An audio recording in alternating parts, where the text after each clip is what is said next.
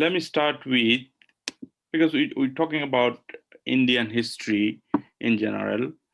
Um, Before going particularly the colonial period, I think it will be useful to recollect at least few minutes about the very basic nature of history that was available before colonial, colonial administration or colonial scholarship came into India. And obviously, you all know, before British, at least around 700 to 800 years, Muslim ruled India. So they had a huge corpus of knowledge production, especially in history. So that history is being rooted in general construction of in Islamic history. And if I simply put some notes, I put one slide here. The nature of Islamic history was, pietistic. During second or third era of history, basically, Islamic history started appearing, and that was basically followed at that time. Muslim was actually practicing Hadith scholarship and mostly Hadith scholarship. When history started writing, Muslim historians started writing history. That was one of the main reason was to record the tradition, and whole purpose of recording tradition was basically um, like what was Prophet and his followers, Sahabas, deeds and action, how their life will be exemplary for us. That was the motivation actually for Muslim to start writing. And it was other kind of form also followed there. No, genealogy, Arab maintained their genealogy. Who was their father, who was their father, this way they maintained their genealogy.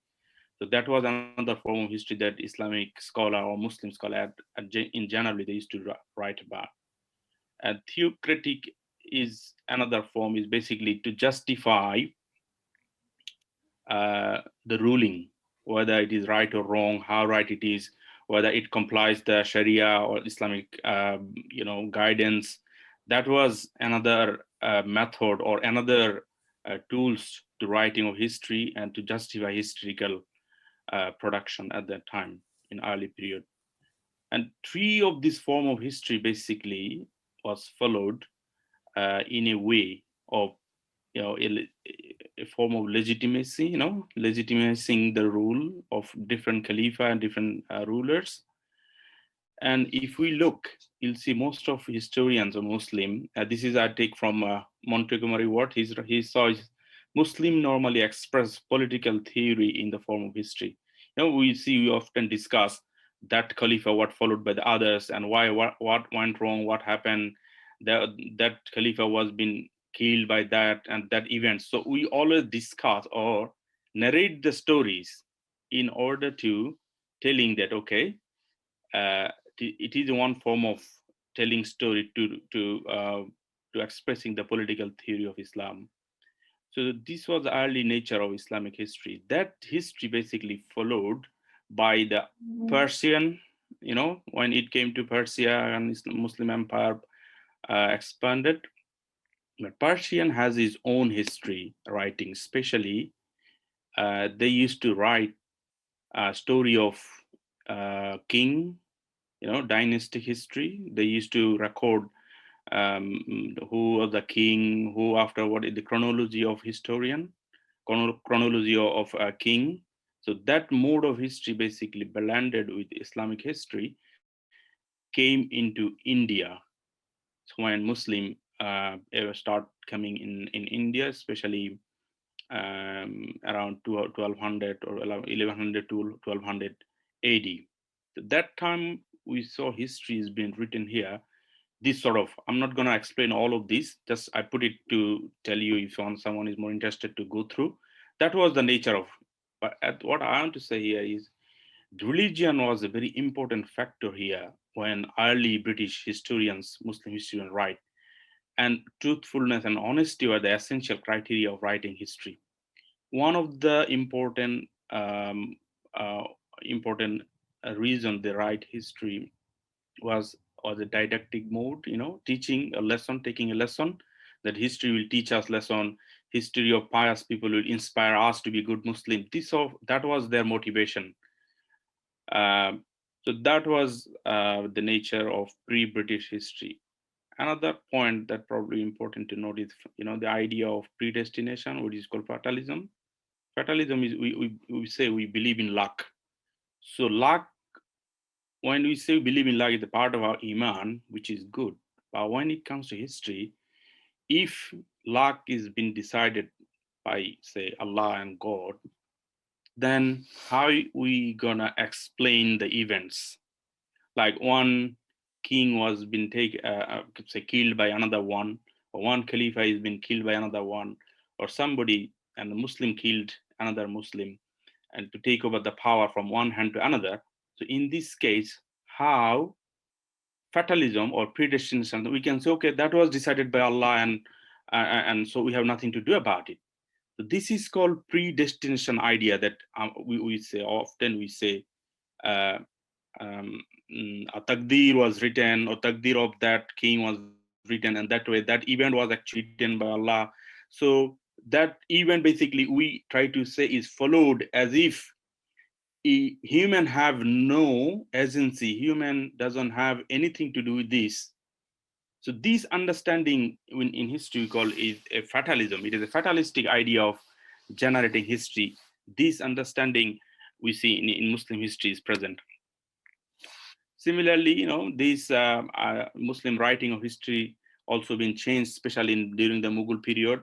I wrote something, I'm not gonna go details here, but you can see during the period, Muslim write history as a, government as a system of moral principle. So that to uphold this principle, history is to write. But we have to remember here, history at the time was written mostly by the sponsor of ruler. The prince used to pay the money, and most of the historian used to write. Anyway, there was a bias in it. So this is a form of history before English started appearing in India.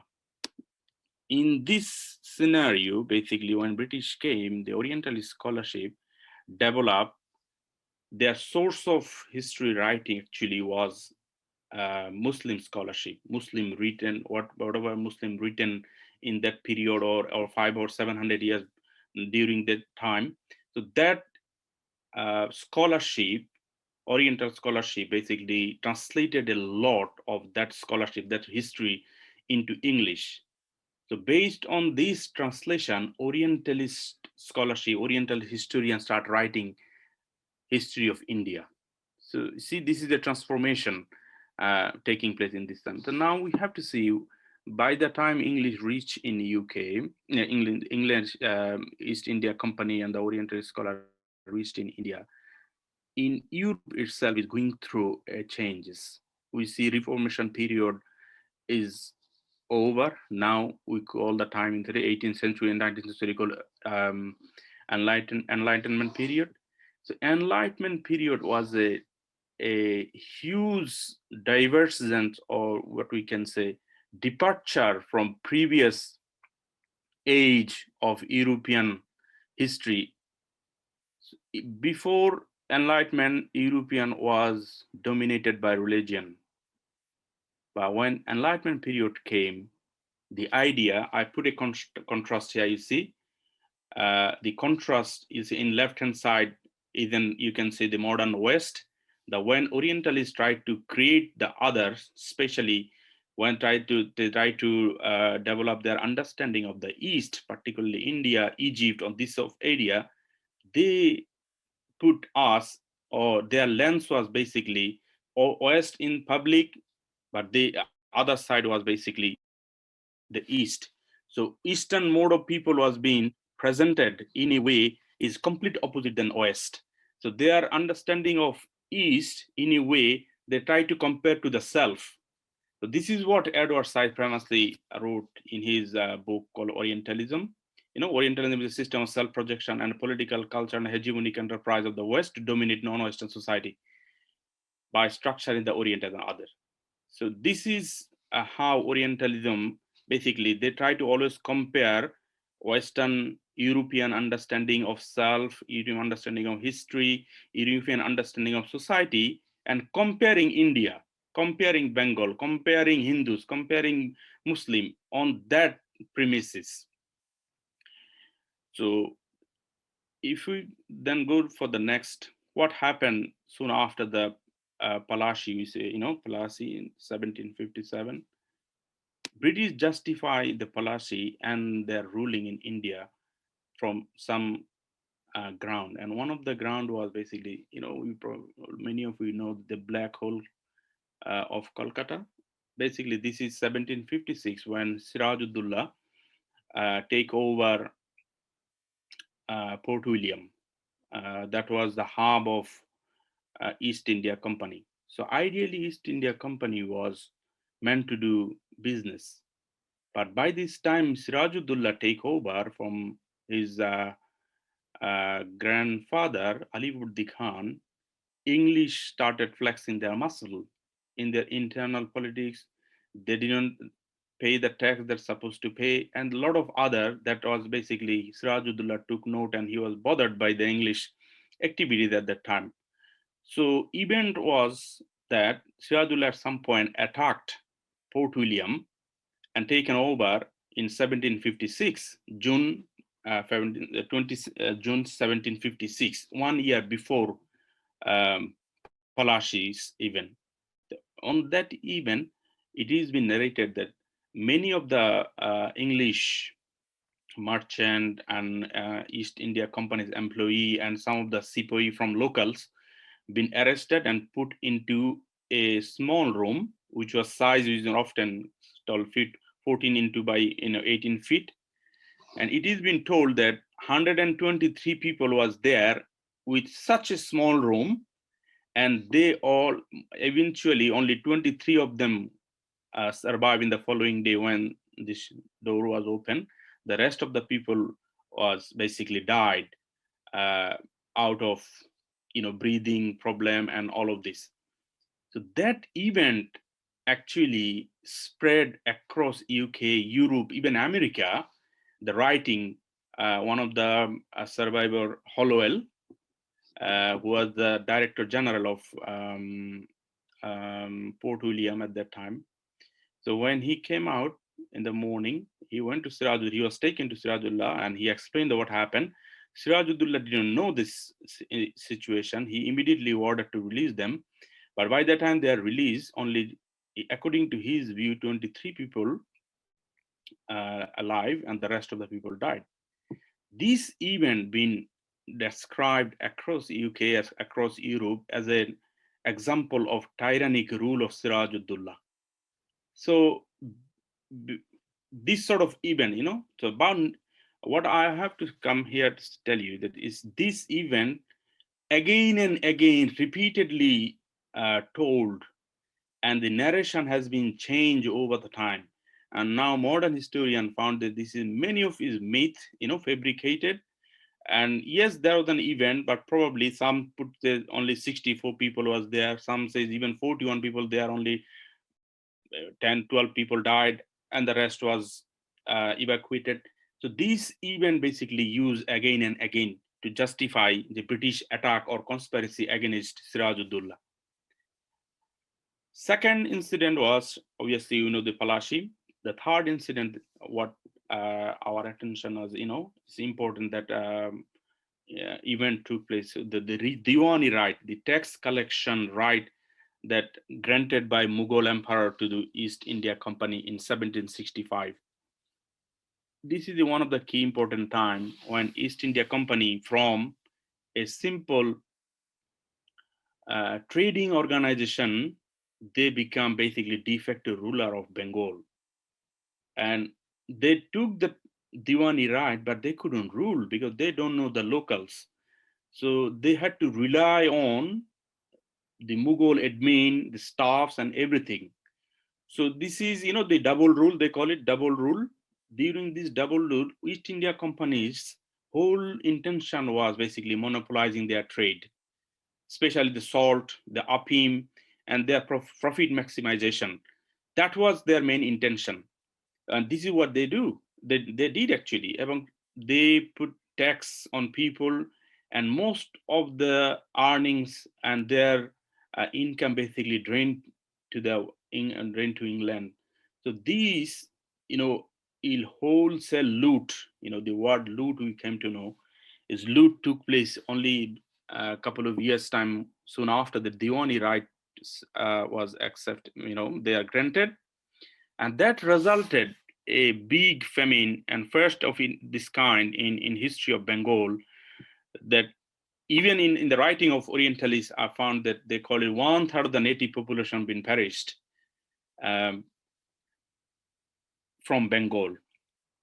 So what this incident was not unknown to UK. It also reached the UK, the mismanagement and the monopoly and everything that came to UK, and British people, when they knew this, they started talking about it, and East India Company, came under tremendous pressure and scrutiny. Especially British Parliament was forced to do something about it, to put them into, you know, the rule came in 1772. There was a act came in to basically manage East India Company's activities. But this rule basically did not work, because those, especially the distance itself, and the East India Company's employee, they had their own self-interest, and this is what they continued doing. And as a result, within a short time, Bengal, from one of the richest province in not only in India, from the, you know, across the world, the Bengal was one of the richest province. Basically, it was in a verse of collapse. Its economy has been had been collapsed. Its polity also been collapsed.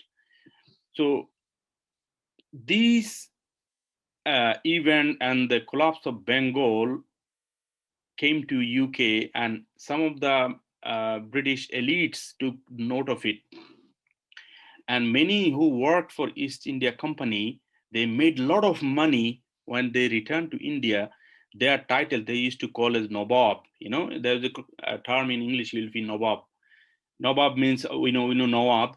So similar to that, they used to, British used to call them Nawab. These Nawab, when they came, they started influencing in local society. They started buying things. They even enter into the politics. So that uh, their their activities basically threaten the locals, local, gentry, local upper class. So they had a protest, and East India Company had to face this, and that is one of the reason the Orientalists started writing history to justify British rule. And in this period, many people wrote, and one of the writing I've taken here is one of the history written in that period. It's called Sketches of Political History of India by Sir John Malcolm. So you see, if you read Malcolm's, what he's saying, Malcolm justify why British rule is important there. And he in a way presented the local people in his view. He was saying, inhabitant of the country rejoiced at the introduction of government, which gave toleration to their religion, security to their property, and which from its character promised to them and their descendants a durable tranquility beyond what they had ever enjoyed. You see, as if he presenting, his mode of presentation is basically, you have to remember, he's writing for British. He's writing for British upper class, British politician, especially addressing the parliament. So he justified through the presentation of locals, through the presentation of natives, that local people rejoice introduction of the British government in India. So that is one of the intention of many of the period history written to justify British rule in India. Second reference of that time, a bit earlier, it came in 1772, You see, the way they present the locals, it is important. It was important basically for British people to justify why, how come a commercial company started acquiring lands through war and battles and increasingly increasing their territory. So that was one of the question from British people and British Parliament. In that period, they had to, as like Malcolm justified, other people also justified their presence.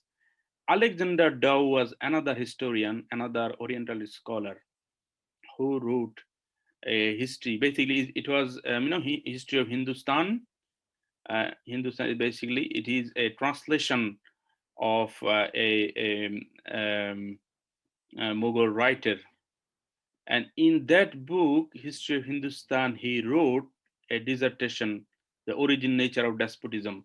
See, in these writings, in this dissertation, Alexander Dow was trying to say the previous rule was despotic, you know, and tyrannic in nature.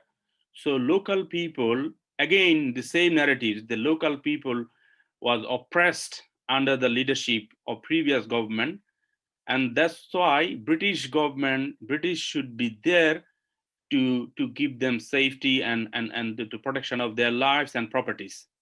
So to do this, they represented Muslim across, all the Muslim ethnicity, Tatar, Arab, Afghan, Pathan, and Mughal, all he presented as a despotic ruler. So having, presenting them as a despotic ruler, basically they are justifying British rule. So here, Alexander Dow put Muslim in a bad light, but he had a high regard or positive regard for Hindus. He found Muslim as a despot, but Hindu as a polite, mild, humane, obedient, and industrious. And that this way they presenting Hinduism and the Muslim, it put, obviously we know because Muslim were at that time was the ruler when British took over, and for Hindus they were in a way they're silent when Indians when British took over, and they wholeheartedly supported uh, British introduction of British government in India. But this projection or representation of people will change, we'll see over the time. And I can explain you why this has changed. But before that, let me tell you something about how the writing has changed just over the period of time. When I just give you one example, especially writing on Siraj-ud-Dullah and the event and policy.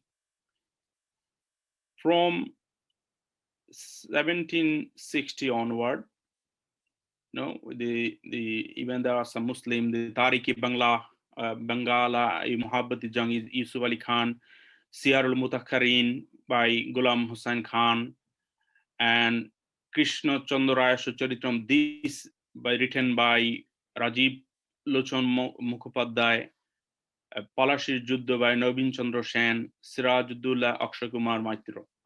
You see, before we coming to Sirajuddullah by Akshay Kumar Maitro, earlier writing projected Sirajuddullah in a completely negative sense, in a despotic situation. He was a despot, he was he used to drink, he was a womanizer, he was a killer, he was, this was the projection. Even the Muslim writer presented his Sirajuddullah this way. Similarly, the Hindu writer also projected or presented Sirajuddullah this way.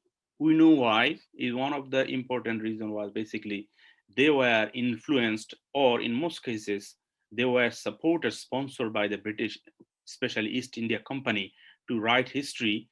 And these writing basically again translated to England in order to justify British rule.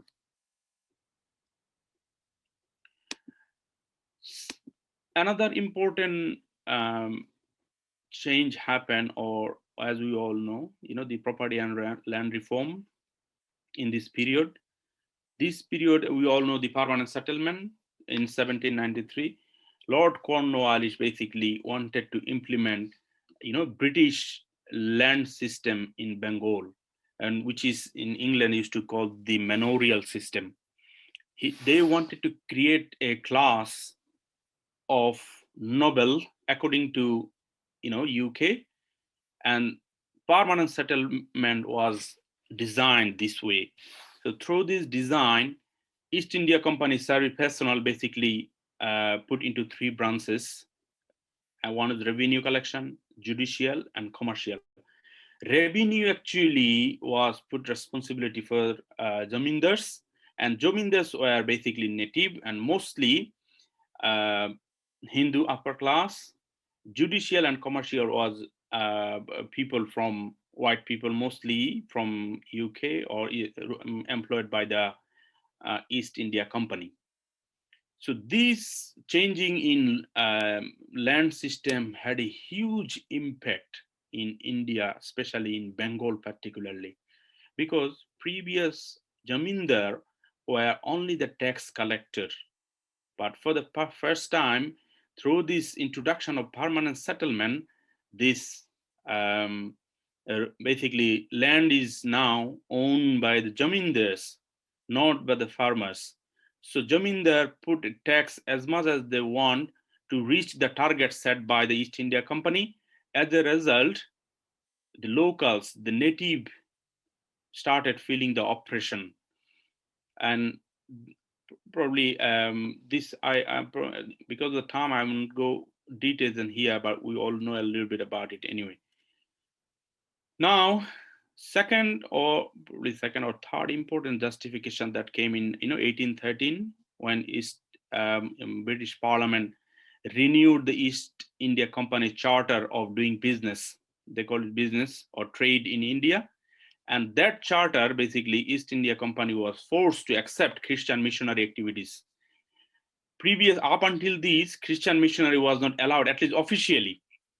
But this time, when officially East India Company was obliged to accept them, and as a result, missionaries started going in India. And this also had a huge impact in India.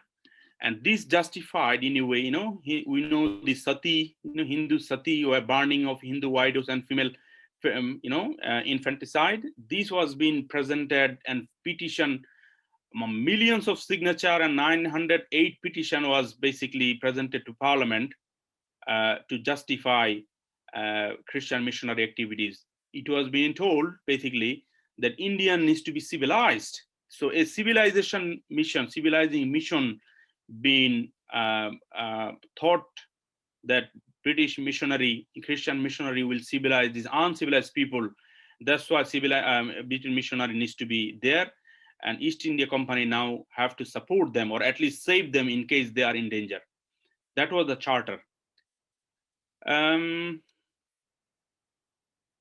then another historian this period came is 1871, James Smith, History of British India. You see, previously Muslim were put in a bad light, and Hindus were put, at least 70 years ago in Alexander Dow, put Hindu in a polite and a positive light. But now, when it comes to James Mill, 1871, the situation completely opposite. Now, James Mill saw Hinduism as a very superstitious, full of superstition, and called Hindus as a rude nation, uncivilized, Inuch and slave-like. So he basically wrote in a way that a sense of Hindu phobia basically generated in his writing. But his writing was very much powerful, because this is the first time a comprehensive history of India being written, presented in English.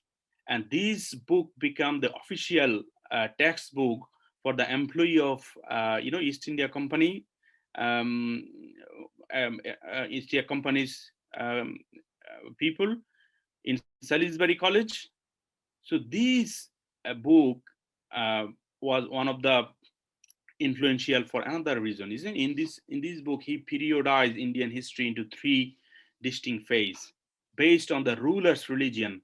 He put Hindu civilization at the beginning, he tried to introduce Indian history according to the ruler's religion, and doing so, he tried to put that, okay, the earliest people in this land is Hindu people, so Hindu civilization is the earliest civilization, and then Muslim came, Muslim civilization. Interestingly, he didn't put British as a Christian civilization, rather he put it as the British period. So this is basically he trying to follow according to the European periodization that Europe usually follow, ancient, medieval, and the modern. But what happened is, periodized this way, this given the later Hindu nationalists, reconstructed the history in a way that they had a Hindu civilization which was a golden age, but when Muslim came, that golden age basically destroyed because Muslim, in the hand of Muslim, and Indian medieval peace, medieval period enter into a dark place, a dark period, dark age. So presenting or periodizing history this way, according to the ruler's religion, was very much detrimental whole Indian history. And you'll see the India divided, the partition took place according to the rulers, according to the religion in the religious line. So that is the beginning of putting people against people, putting religion against religion. And Mill justified British rule anyway. He justified colonial project, colonialism. He's saying English government in India is a blessing. Ah, so this is how they projected India and Indian people. And another historian, I put it wrongly. Sorry, it's not 1941. It will be 1841. History of India, the Hindu and Mohammedan period. This historian, he tried to correct James Mill view. However, here we see Hinduism when the writer presented Hinduism or constructed Hinduism, Hindu's history, they took Brahmanist literary text only. That's why, the law of Manu or Manu Shanghati, we know, that book was based of writing this history. And as a result, they put Hinduism and caste system as a part of the integral part of Hinduism. And doing so, basically, in this book also they try to geographical construction of India using the maps. So what happened is, so whole India was created and Hindu became its primary subject. And as a result, entire non-Muslim Indian be portrayed as Hindu. So Hindu nationalists later came and tried to claim the Hinduism is the, um, the earliest religion, and Hindus are the earliest population of this land. I'm going toward, and by the time, 1857, we know Sepoy mutiny took place, and that was one of the moment the Indian history shaped tremendously. Indian, Sepoy mutiny. After the mutiny, history writing. One of the great historian of that time is, William Hunter. His two books, he wrote a lot of right. He had a huge contribution in Indian history. But one of the book I took here as a sample, especially Annals of Rural Bengal. In this book, he presented Indian people, as a we all know that divide and rule and how they did it, how divide and rule policy basically implemented. It implemented through putting people against people, putting people against each other on the basis of their cultural differences, their civilization differences, and religious differences. And he introduced a theory which was very popular at that time, especially in Europe, which we all know came to know later on, theory of Aryanism. So Aryanism was a marker. We've been told that Aryan were the original people of this land. And through these, basically, he put non-Aryan people in a contest and conflict with Aryan. And who is Aryan? Obviously, we know the Brahmanic literature says Aryan is the only Brahmin. The forecast for people of Hinduism is the Aryan origin of the land. And then in his writing, we see homogenization of Muslim, Indian Musliman, we know of But if we look at the subtitle of the book, is that are they bound in conscience to rebel against the queen? That was basically question that he's tried to answer. It also came in 1871, and this book is written basically a backdrop when um, Chief Justice of Kolkata High Court was basically killed by a Muslim in Kolkata in 1871. So when this event took place, and we know from Sepoy mutiny, Muslim community was being projected as an enemy of the state, kind of, they are so they've been branded as an Wahhabi. So any Muslim basically uh, resistant been termed as Wahhabism, and as a result, what happened is Hunter antagonized entire Muslim community, and he said the Muslim are supporting, our zakat. Zakat. He presented zakat as a source of financing to rebel against British colony, and through these basically he homogenized Muslim from Bengal to Pakistan, or modern day, the northwest province Khyber Pakhtun, modern day, in Pakistan. So, there's a 1,000 mile difference, but because only based on the religion, he put the all Muslim are same. And putting all Muslim in a homogenized condition, he tried to tell that Muslims of India have been for many years a source of chronic danger to the British power in India. So presenting this way, a sense of Muslim phobia been created, and that has been followed through.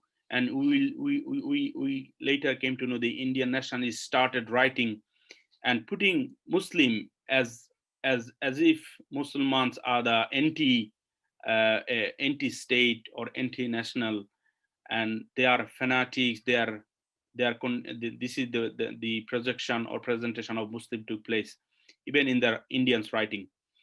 And Hunter started this project. Now, as time is limited, I'll try to go short here, and you can go through all the slide here. Indian response was basically, first Indian response, especially from Hinduism, came by, we all know, the Raja Ram Mohan Rai, who started a new movement. Basically, he was in pro-British, and he was employed by British East India Company. He saw as East India Company rule as a God blessing. However, when he saw the missionaries start coming and missionaries start converting people or attempting to convert people, they got alarmed. And from this alarm, they try to tackle. And one way of tackling is the Orientalist attack on Hinduism. He tried to defend Hinduism. He accepted some of their criticism, but then he said Hinduism was a monotheistic religion at the beginning, but later Hindus they corrupted it. So he was arguing, he was very adaptive. However, what was he defending? He said the Veda, the Upanishad was unaltered, and it is one of the core texts that Hindus follow. So he tried to defend Hinduism based on Veda, and his movement basically uh, uh, was across the Indian intelligentsia or Hindus were basically motivated by his movement. And then many other organizations started appearing, inspired by this new Hinduism by Ram Mohan Rai. And another movement we know is called Arya Samaj. Arya Samaj in Mumbai started in 1875. And what happened is these movements started, and Islam has a Quran as a text. Uh, Bible is for Christian. For others have their different source of, as we call it, source book. But Hinduism didn't have any source book. But in order to defend their religion and to oppose Christianity, oppose Orientalism, they had to create something, and the Veda is become their one of the source book.